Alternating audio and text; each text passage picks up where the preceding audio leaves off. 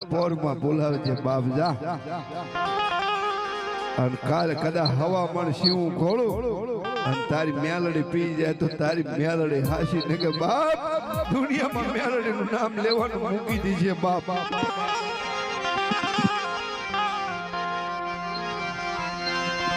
મારી મેલડી આવી આવી